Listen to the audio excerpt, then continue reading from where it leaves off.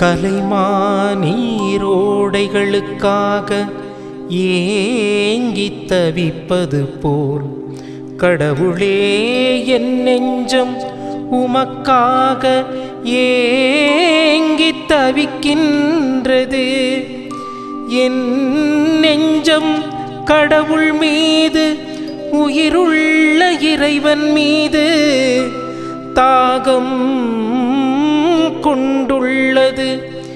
எப்பொழுது நான் கடவுள் முன்னிலையில் வந்து நிற்கப் போகின்றேன், நிற்கப் போகின்றேன்.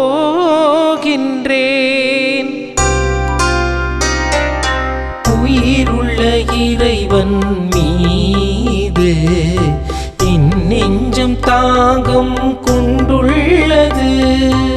உயிருள்ள இறைவன் மீது என் நெஞ்சம் தாகம் கொண்டுள்ளது.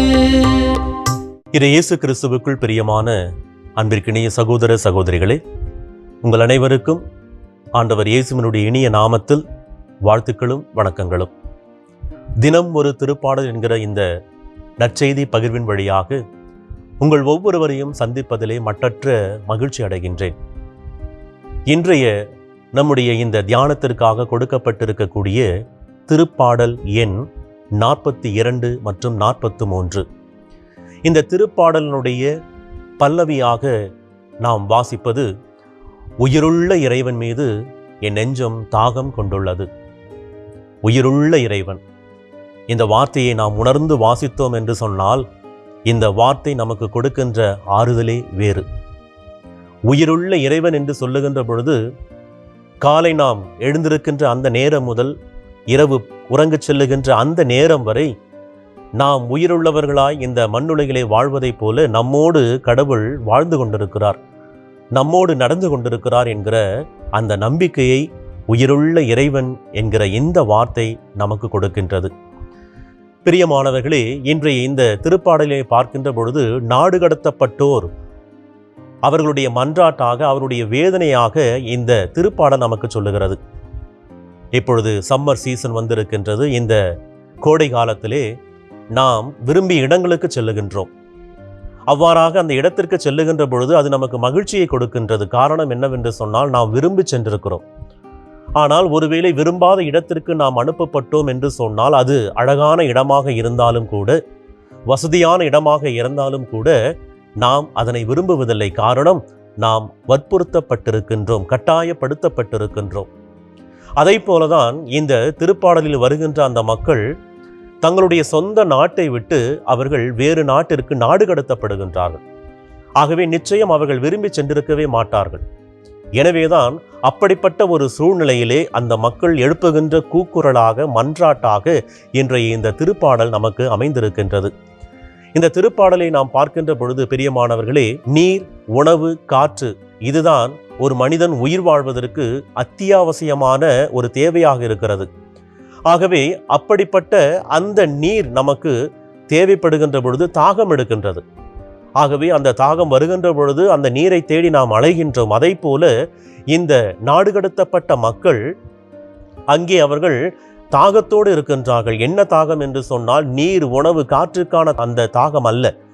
மாறாக அந்த தாகம் எதை குறித்தது என்று சொன்னால், கடவுளை குறித்தது. ஏனென்று சொன்னால், ஒவ்வொரு யூதனுடைய வாழ்விலே முதன்மையான இடம் எது என்று சொன்னால், அவனுடைய வாழ்க்கையின் மையம் எது என்று சொன்னால், அது அந்த எருசலேம் ஆலயம். அந்த ஆலயத்தை சுற்றிதான், அதனை பின்னி பிணைந்துதான் அவர்களுடைய அனுதின வாழ்க்கை அமைந்திருந்தது.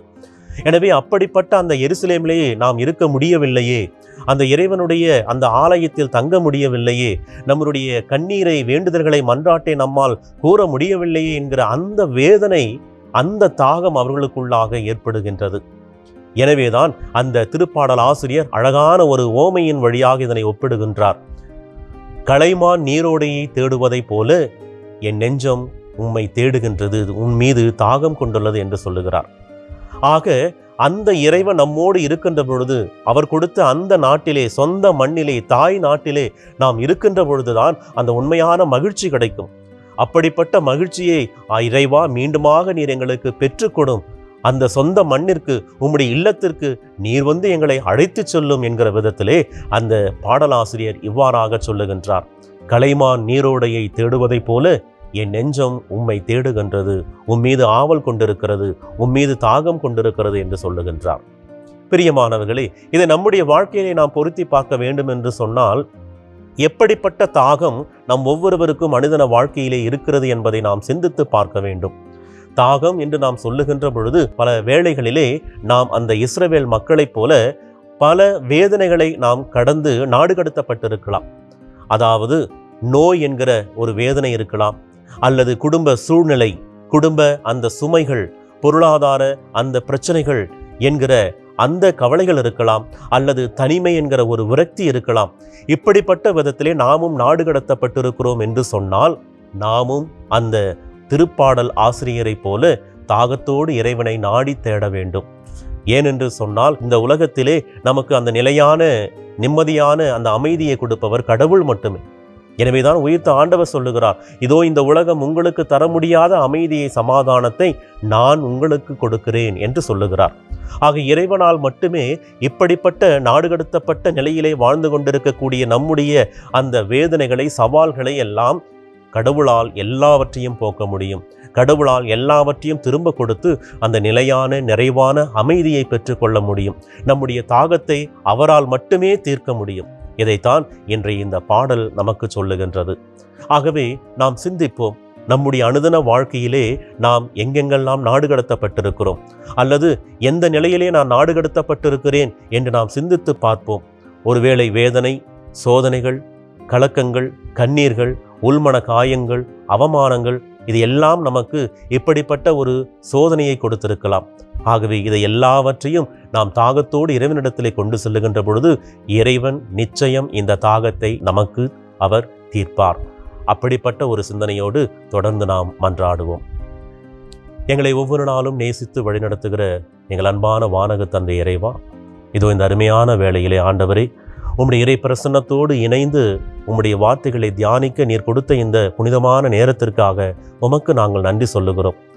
ஆண்டவரே, இதோ எங்களுடைய வாழ்க்கையிலே இந்த திருப்பாடலில் வருகின்ற அந்த மக்களைப் போல நாங்களும் எவ்வளவோ தாகத்தோடு உம்மை தேடுகிறோம். எங்களுடைய வாழ்க்கையிலே நாங்கள் சந்திக்கிற சவால்கள், கண்ணீர், வேதனை எல்லாவற்றோடும் நாங்கள் உம்மை தாகத்தோடு தேடுகிறோம். எங்களுடைய இந்த தாகம் எப்பொழுதும் இருக்க வேண்டும். இந்த தாகம் தணிந்து விட்டது என்று சொல்லி உம்மை நாங்கள் மறந்து விடாமல், மாறாக எங்களுக்கு வருகின்ற ஒவ்வொரு சோதனையிலும் நாங்கள் அந்த நிறைவான மகிழ்ச்சியை நாங்கள் பெற்றுக்கொள்ள, அந்த மகிழ்ச்சியை இந்த துன்பத்தின் வழியாக இறைவன் எனக்கு கொடுப்பார் என்கிற சிந்தனையோடு உம்மை ஒவ்வொரு நாளும் அந்த கலைமான் நீரோடையை தேடுவதைப் போல தேட எங்களுக்கு வரமருளும், ஆசீர்வதித்தருளும். எங்கள் ஜெபம் கேளும் ஜீவனுள்ள நல்ல தந்தையே, ஆமென்.